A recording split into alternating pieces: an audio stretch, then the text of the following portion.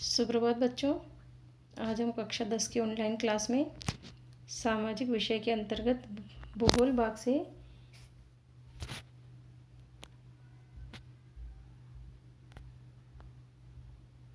खनिज और ऊर्जा संसाधन इसका अध्ययन कर रहे थे। बचे हुए पाठ का शेष भाग हम आज पढ़ेंगे, खनिज व ऊर्जा संसाधन।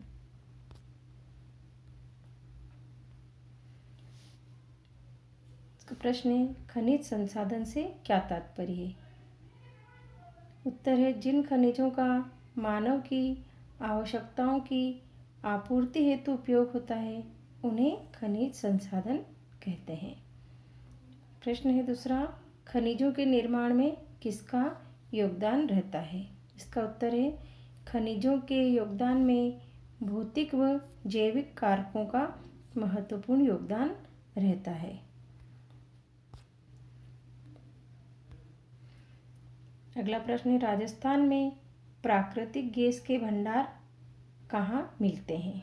इसका उत्तर है, राजस्थान में प्राकृतिक गैस के भंडार शाहगढ़, तनोट, मनिहारी, टिब्बा, चिमनेवाला, घोटारू, गमनेवाला, जैसलमेर, बागेवाला, बीकानेर में मिलते हैं। यानी इतनी जगह हमारे राजस्थान में प्राकृतिक गैस के भंडार हैं। अगला प्रश्न है, राजस्थान को किन खनिजों में एकाधिकार प्राप्त है? यानी वे कौन से खनिज हैं जो केवल राजस्थान में ही पाए जाते हैं? इसका उत्तर है, राजस्थान को संगमरमर, सीसा जस्ता, चांदी, तांबा, जास्पर, जिप्सम, मार्बल, टंगस्टन, तांबड़ा, asbestos, rock phosphate, fluoride, wollastonite आदि में एकाधिकार प्राप्त है। एकाधिकार का मतलब होता है कि राजस्थान राज्य का इन सारे खनिज में सर्वाधिक महत्वपूर्ण, यानी ये सर्वाधिक महत्वपूर्ण जो खनिज हैं वो सिर्फ राजस्थान में ही पाए जाते हैं। अगला प्रश्न है, सीसा जस्ते का क्या उपयोग है? इसका उत्तर है, जस्ते का उपयोग रसायन, शुष्क बैटरी बनाने, जंग रोधक कार्यों तथा शीशे का उपयोग पीतल बनाने, सैन्य सामग्री, रेल इंजन बनाने में उपयुक्त होता है। अगला प्रश्न है, भारत में कोयले के कौन कौन से प्रकार मिलते हैं? यानी भारत में कितने प्रकार का कोयला पाया जाता है? उत्तर है, भारत में एंथ्रेसाइट्स, बिटुमिनस, लिग्नाइट, पीट कोयला मिलता है। अगला प्रश्न है, भारत में कोयले के जमाव मुख्यतः कहाँ मिलते हैं? यानी ऐसी भूमि कहाँ है जहाँ पर कोयले का जमाव है? भूमि के अंदर खदानें हैं। इसका उत्तर है, भारत में कोयले के जमाव महानदी घाटी, दामोदर घाटी, सोन घाटी, गोदावरी वर्षा क्षेत्र व ब्रह्माणी, इंद्रावती, कोयल व पंच नदी घाटी क्षेत्र में मिलते हैं। अगला प्रश्न है, भारत को खनिजों का अजायब घर क्यों कहा जाता है? खनिजों का अजायब घर का मतलब होता है कि भारत में ऐसी कौन कौन से खनिज पाए जाते हैं जिसके कारण उसे खनिजों का अजायब घर कहा जाता है। विविध प्रकार के जो खनिज है वो भारत में पाए जाते हैं, अथवा भारत खनिजों की विविधता का राष्ट्र है, स्पष्ट कीजिए। इसका उत्तर है, भारत एक विशाल भौगोलिक क्षेत्र वाला राष्ट्र है। यहाँ पर मिलने वाले खनिजों में प्रादेशिक आधार पर भिन्नता देखने को मिलती है। यानी प्रदेश में कई आकार के और कई प्रकार के खनिज हैं। भारत में धात्विक व अधात्विक खनिज मिलते हैं। हम धात्विक और अधात्विक खनिज के बारे में पहले पढ़ चुके हैं। धात्विक खनिज का मतलब वो होता है जिसमें धातुओं का अंश पाया जाता है, और अधात्विक का मतलब होता है जिसमें धातु का अंश नहीं पाया जाता है। इन खनिजों में भी लोह धातु प्रधान व अलोह धातु प्रधान खनिज देखने को मिलते हैं। एक तो होता है धात्विक और अधात्विक, और एक होता है लोह धातु प्रधान और अलोह धातु प्रधान। यानी लोह धातु प्रधान का मतलब होता है जिसमें लोहे की मात्रा पाई जाती है, और अलोह धातु प्रधान का मतलब होता है जिसमें लोहे की मात्रा नहीं पाई जाती है। भारत में सूक्ष्म खनिज व ईंधन खनिज भी पाए जाते हैं। ईंधन खनिज का मतलब होता है जिन्हें हम ऊर्जा खनिज भी कहते हैं। प्रत्येक खनिज में भी अलग अलग जगहों पर उसके अयस्कों में भिन्नता दृष्टिगत होती है। खनिजों का वितरण उनकी संरचना व भंडारण की स्थिति में दृष्टि से भी भारत में विविधता मिलती है।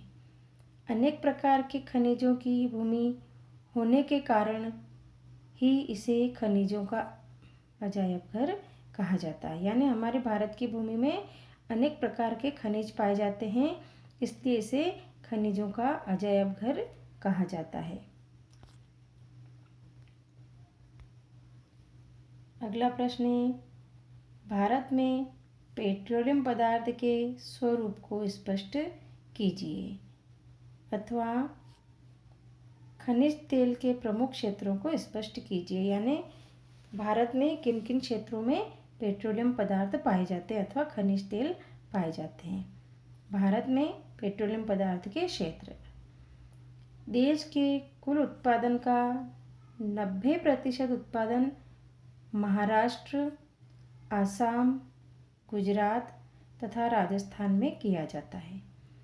इस उत्पादित तेल को देश की 24 बड़ी रिफाइनरी को तथा पाइपलाइन के माध्यम से गुवाहाटी, बरौनी, बड़ोदरा, हल्दिया, मथुरा, डिगबोई व जामनगर को भेजा जाता है। इसी प्रकार प्राकृतिक गैस के भंडार तमिलनाडु, हिमाचल प्रदेश, पंजाब, राजस्थान, पश्चिम बंगाल, त्रिपुरा तथा अरुणाचल प्रदेश में भी है, जिससे संबंधित कार्य भारतीय गैस प्राधिकरण के द्वारा किया जाता है। यह कंपनी देश की कुल प्राकृतिक गैस को विद्युत उत्पादन 38%, उर्वरक निर्माण 33%, शेष उद्योग तथा रसोई गैस के कार्य हेतु उपलब्ध कराई जाती है। देश के 91% खनिज तेल का उत्पादन महाराष्ट्र से 71% तथा गुजरात से 11% तथा आसाम से 7% तथा राजस्थान से 2% प्राप्त किया जाता है।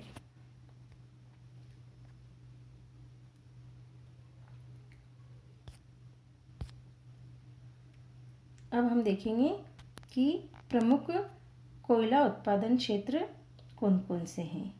यह हमें नक्शे में देखना है, और इस प्रकार का नक्शा हमारे परीक्षा में पाया जाता है। यानी परीक्षा में इस प्रकार का नक्शा आता है, तो इस नक्शे में हमें देखना है कि हमारे प्रमुख कोयला उत्पादन क्षेत्र कहाँ कहाँ हैं। यानी पूरे भारत के जो कोयला उत्पादन क्षेत्र है वो इसमें दर्शा रखे। तो इसमें हमें राज्यों के आधार पर जो भारत का नक्शा है जिसमें राज्य प्रदर्शित किया जाता है, तो उसके नक्शे से हमें देखकर इसमें पता लगाना है कि कौन सा कोयले का क्षेत्र कौन से राज्य में आ रहा है। तो ये हमें ज्ञात करना है। तो आप इस प्रकार का एक खाली नक्शा लेके राज्य वाला, जिसमें राज्यों की सीमाएं अंकित कर रखी है, तो उसमें ये कोयले के क्षेत्र दर्शाकर मुझे अपने होमवर्क में मुझे सेंड करेंगे मेरे पर्सनल नंबर पर। इसी प्रकार से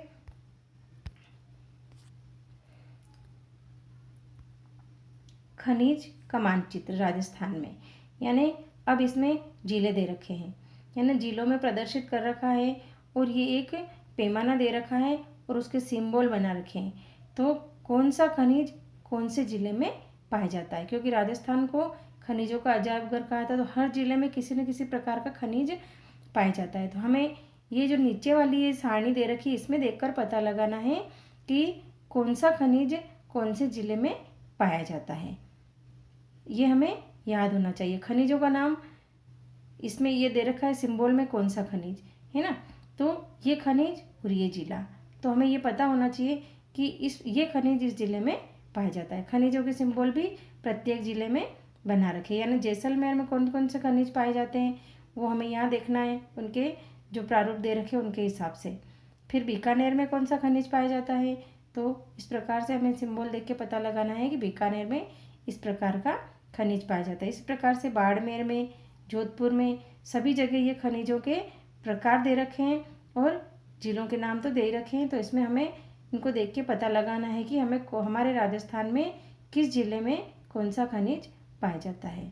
तो ये हमारा आज का खनिज और ऊर्जा संसाधन का पार्ट कंप्लीट हो गया है।